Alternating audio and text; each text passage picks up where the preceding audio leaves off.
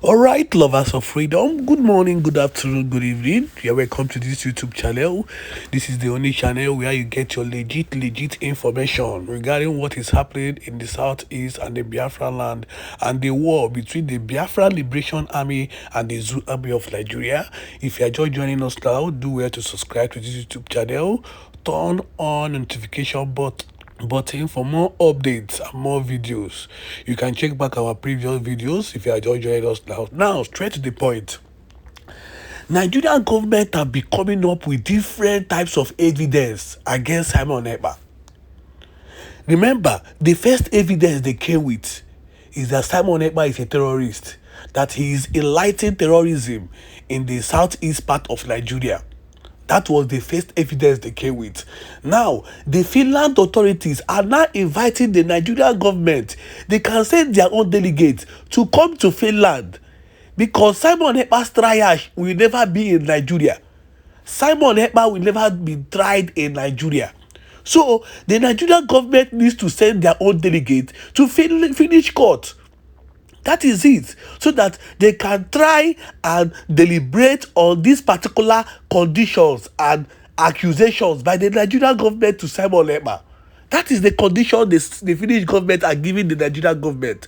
But no, they are fighting the Finnish government through the United Nations, and they are sending application. You can see Musa going on different interview, going on different world interview, exposing the military, exposing his own military, Nigerian zoo military, talking about how they don't have access to ammunition, talking about how they don't even produce their own arms. This is same Musa spreading false information, talking about how they will extradite Simon Èkpà from Finland to Nigeria so that he will be dealt with. Now, the question the Finnish government are asking the Nigerian government is, since over 1 month and now Simon Èkpà have been taken in for interrogation, what have been happening in Southeast? What have been happening in Igbo land? You can see this same Musa, these same zoo soldiers are still killing and destroying homes in Biafra land. That is the evidence Simon Èkpà have against these people. Already, he has been freed. It's just that the Nigerian government keep coming up with different petitions, different evidence, claiming or naming him a terrorist. And they are insisting that they should bring him back to Nigeria for him to be tried in Nigeria, which is impossible. So the Finnish government must surely defend their own. You can check back our previous broadcasts. Then you can understand bit by bit how we have been following this particular case. How we have been following all this information and all this particular case. How the Nigerian government have used its own propaganda media to spread false information. Because it's also happened. These are the facts on the court case now. These are the facts on the ground. You are using your own media to spread false information. Why Simon Èkpà is using his own social media handle to expose you guys, to expose the atrocities you have been doing in Southeast, to expose how you have been killing innocent Biafrans in Southeast in the name of one Nigeria. And the fact is that Biafra is not new to the world. The word Biafra is not new to the world because something have happened. A conventional war have happened for 3 years, which 3 million people lost their life. So it's on record. What we are fighting for is on record. This is not something we just woke up one morning. This is something our forefathers have fought for. And believe me, with time, the Nigerian government will not have any other option than to sit on the round table with us because we have declared and redeclared. And you can see what happened in Finland. We already have a government in exile. We already have so many departments in the government you have. So we have legal means. We have something to present. Over 50 million Biafrans have voted for our referendum. So these are things we are fighting for. And these are things we'll continue to fight for. Now, there is a tangible voice note I'm about to share now. There is a video I'm about to share now so that you can understand how deadly the Nigerian government is and how smart the Finnish government is. Now, listen as you subscribe. Very much in progress. The federal government has submitted most of the requirements to fast-track the process. The Chief of Defense Staff General Christopher Musa expressed hope that the government of Finland will do the right thing to expedite the process. Ike, in your opinion, is the federal government doing all it can to make sure that Simon Èkpà faces justice? No, they are. The federal government is doing its best, but whether it will be extradited to Nigeria is what we do not know. You know, extradition trials are by nature very tricky. They can last for years. At the end of the day, you may not even achieve your aim. And that's why, especially where the accused person has the citizenship of Finland. They may want to try him using the laws of their own country rather than sending him here.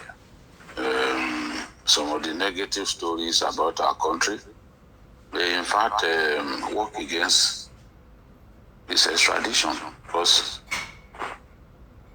I constantly accusing the judiciary of not being up to it, of being corrupt. You are saying that the justice system in our country does not always favor people who are up against the government. It does not always favor activists and all that. So he's accused of propagation of terrorism-related rhetorics and all that. So, which is a crime in their own country, in Finland. So it all depends on how Nigeria pushes aggressively the case for his trial. Otherwise, remember the case of Ibori now. Ibori was put, the EFCC had a case against Ibori. Ibori was deemed not to have committed an offense. And the same document, the same facts that the justice system here didn't use to convict him were used to convict him in the UK. They not only jailed him, they jailed his wife, they jailed girlfriend, they jailed lawyer. His lawyer too. So what are we talking about? It's I know that Èkpà's lawyers are going to argue that I will not get justice in Nigeria. And some of the things that Nigerians write about our judicial system may actually work against us. But this is a matter of terrorism. Nigeria is signatory to Rome Statute. Yes, Finland is all. Yes, why should he not be? I'm hopeful. Why I'm hopeful is this. I agree with him absolutely that because of the way our judiciary is perceived, it may be very, very difficult. Because, you know, European governments do not joke with human rights. If they believe that the person being accused will not get justice or fair justice, they will believe that it is not fair to extradite the guy to your country. But what I'm hopeful is that already he has been detained in Finland and been tried there. So that shows that they do not agree with the things he was doing. Okay. And there are enough evidence to show that he engaged in act of terrorism. I know all over the world, governments do not joke with terrorism. Sure.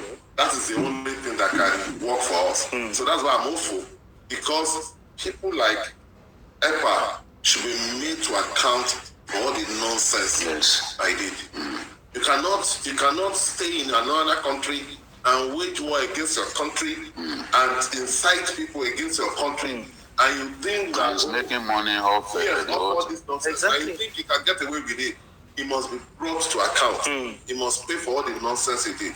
So I'm hopeful that he will be but even if he's not, justice will be served. Yes, justice will be served people in Finland. Because already he's in prison and he has been denied him. So justice will be served. And they've established that they were actually using the group to make money. Yeah. Some guys too are working with him, Okay. mobilizing money And the But there are guys of contributions from everybody. yes, in the guys of freedom fighting, they've been arrested. So it's not the only person who has been arrested. So I think that they have a good hang on the matter, and somehow, justice will be served and sin to have been served. But whether they will extradite him to Nigeria, only a proper extradition trial will determine that. But another thing, before we go to our Zoom guest, will the arrest and possible extradition of Simon Èkpà bring peace to the Southeast? No, not necessarily. Not necessarily. Because you know that some Èkpà himself is a faction. The core people in IPOB Yes. do not really agree with him. Yes. He's just somebody that because of incarceration of Kanu, he played on that. He played on that vacuum. He occupied it and was using it for himself. Even when he would give order that people should not come out on a particular day, IPOB will say no, they are not part of that. Yes. And he kept getting away with it. So that will not solve all the problems. Because the He issue, doesn't even believe in Nnamdi Kanu anymore. yes, anymore, yes. Because there was a time I did issues with Jide. Yes. I was saying that, look, the people still respect Nnamdi Kanu more than him. He launched into tirade, was attacking me. Because I said in the Southeast, the people still see Nnamdi Kanu more as a hero than himself. So he started attacking me. So to him now, Nnamdi Kanu does not amount to anything. He's just doing what he's doing, believing that, okay, he has replaced Nnamdi Kanu in the struggle. But So what will now bring peace to the Southeast? The release of Mazi Nnamdi Kanu? nobody can guarantee that the release will put an end to this agitation. I think that over time, cultists never do well. So all kinds of people have hijacked the struggle. And that's why Nnamdi Kanu will sign that there is no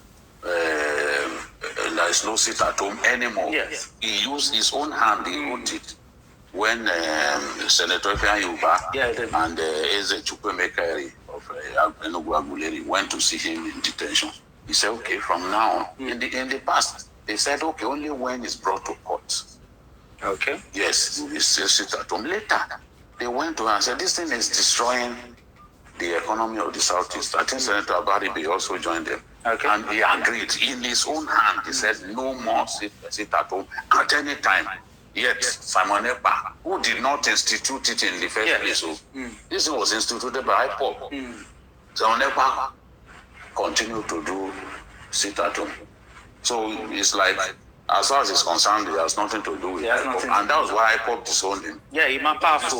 He said, no, we do not approve of his actions. Exactly. And so we will see what happens. I know that Kanu's release will definitely reduce. Yeah, go a long way. Whether it will put an end to it, I don't know. Okay. All right. Still talking about it, I think we're having issues with our Zoom guest. We're having issues with our Zoom guest. But the issue of the matter of extradition, can the extradition process work? Can Nigeria actually satisfy that process? Another question is the fact that Nigeria does not have extradition treaty with Finland. That is the main problem. That is not, it's not whether it can be extradited or not.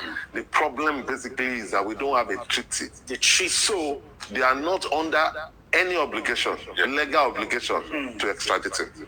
Because we don't have a treaty. That is the main problem. Not that, because we have enough evidence. But we have bilateral relationship with them. Yeah, but Is that not a bilateral relationship is different. Having extradition agreement is different. Countries going to It's different. such deals to exchange prisoners, Yes. to exchange detainees and all that. If, for example, between us, the UK and UAE, for example, they have it. And that was why it was easy to send. Yeah. It was easy to send Ibori to that place. So Nigeria, I remember that we actually signed during the Buhari regime. We got into that deal with the UAE. And you've seen that the UAE even helped us to arrest some sponsors of Boko Haram. Yes, exactly. So now, it's really of value when countries get into this kind of agreement. You say, okay, we exchange prisoners, we share information about insecurity and all that. We will exchange detainees, as the case may be. It's really of value. If that had been the case, someone will know that it will, by now maybe it will even be in Nigeria. Well, of course, by now, yeah. Well, I was thinking maybe there would be some, since it's a matter of terrorism here. There's a difference between almost all countries have relationship with each other. Exactly. It's different from when you have a bilateral agreement, because that bilateral makes it binding on you to do that.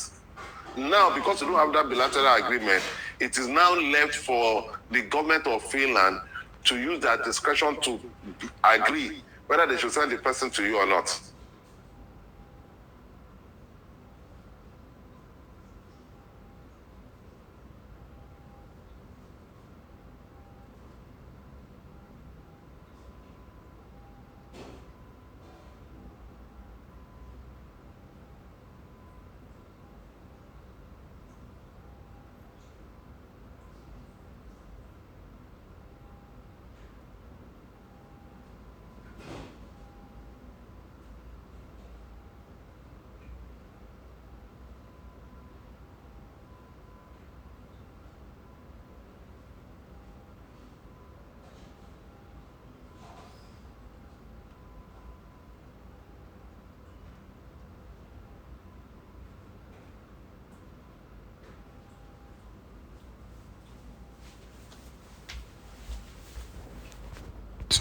Multiple conflicts. I mean, I wonder how much the army's been hobbled by them.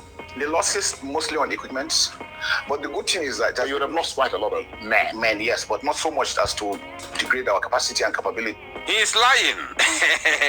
Musa can never accept how many, men that they have lost in this very battle. He would never accept it, because accepting how many men or that they have lost men in this battle would deter those idiots, those little boys, those illiterates that they want to, recruit into the Janjaweed. He knows. That is the reason why it is very difficult for him to acknowledge how many men that they have lost in this very war. He won't acknowledge. But that is the zoo for you. In a developed world, they will tell you, look, this is what we have lost. Knowing fully well that it's not going to stop those who want to join the military not to join the military, because they know and they believe that people will always rise to the occasion to defend their nation. But unfortunately, the zoo is not a nation. That is the reason why it is impossible for a sane individual who is not getting anything from the government to stand to defend the Zoological Republic of Animal Kingdom. It is impossible. Apart from those like him who are gaining so much from the fraudulent and terrorist government of the zoo, it is very easy for them to stand up and defend the zoo anytime, any day, because they are gaining so much. Now let's continue. But how Just many, recently- not roughly? I mean, Nigerians have a right to know. Yeah, we'll make that available. Now I don't have the figures. I don't want to speculate. Right. Yeah, we just How won't you have the figure? You are the chief of defense staff, the highest military officer in the entire Zoological Republic. How wouldn't you have the figure, Musa? Because everything that happens in the military, all the armed forces land on your table.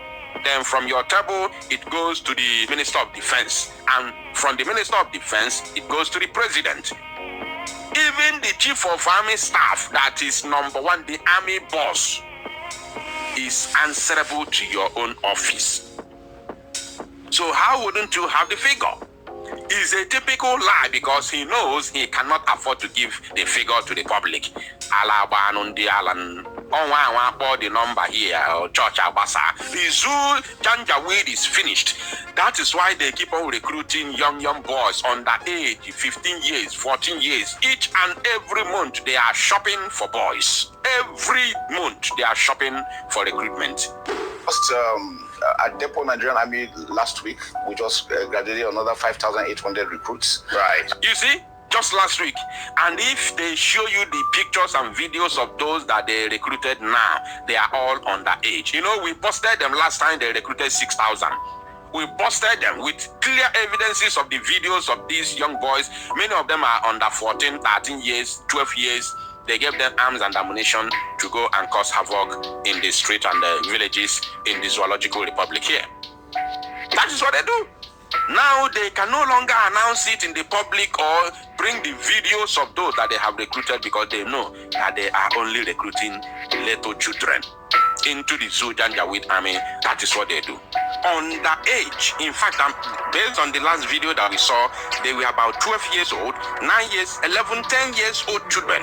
These are the people that the Zoo Janjaweed military are recruiting into the terrorist army. And of course, they are also recruiting non-terrorist, non-Boko Haram terrorist members that they called the repentant Boko Haram terrorists. These are the people that they are recruiting into the terrorist army. That is the reason why nobody is supporting them. Nobody will give any information of men on ground. Nobody should in any way give any information of men on ground fighting these non-terrorists in military uniform who have come here to terrorize our people and buy our innocent women and children. Nigerian Defense Academy, we commissioned over 800 officers, young men. So we're getting them in and then we're working. You know, training, for us, training is critical because we want them to do the right thing. We want them to act professionally, which is very critical because we want to avoid mistakes. These mistakes also cost us a lot and it affects the morale of the troops, which is critical. If the troops are not happy what's going on, it's going to affect their ability to perform. So indeed, it's very critical for us to do. But nothing has affected our morale. We're working very well. All our troops are being paid, their welfare taken care of. It's not enough. We still will need more. But with what we have, we're still projecting and we'll continue to do. And I'm sure that the president is equally behind us solidly. And that is one good thing that we have. Why wouldn't he be behind you? Why wouldn't the president behind you? So my people, you have heard him. And on that note, this is the end of this very pre-recorded broadcast. I want you to keep your eyes on the ball.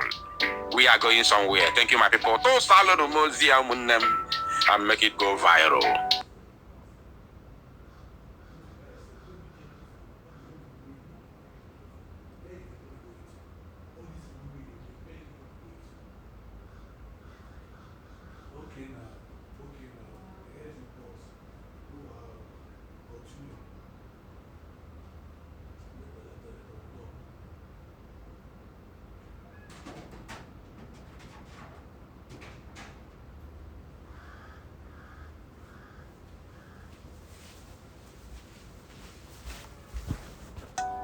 The time I told the Prime Minister that these people gathered for a secret meeting and they said, we are going to talk less and do more. We will do more and talk less. And since then, they have been looking for a way to get hold of you, the Prime Minister. And he told me that he's aware. I made this comment in the public as well. Now, Chukwu Masolua Fufunanketa has finally found his voice, and now he has realized that if Mazi Nnamdi Kanu is released, then insecurity may not end in the place they call Southeast. Have you seen it? These are the same people that have been pretending, championing the release of Mazi Nnamdi Kanu via political solution. And where are they today? They are now telling the Fulani government of the zoo that is holding Mazi Nnamdi Kanu in captive that look, if you release this man, we are not guaranteeing you, the end of insecurity in the Southeast. Now he's talking. And if you go down according to this evil man called Solafunanketa, he said, Chukwuma Soludo, the governor of Anambra State, has expressed concerns that the release of Nnamdi Kanu, the detained leader of the indigenous people of Biafra, IPOB, may not resolve the insecurity in the southeast region. Speaking at a press briefing at the governor's lodge in Anambra State on Tuesday, Soludo acknowledged that Kanu has been in the custody of the Department of State Services DSS since his since his extraordinary rendition from Kenya in June 2021.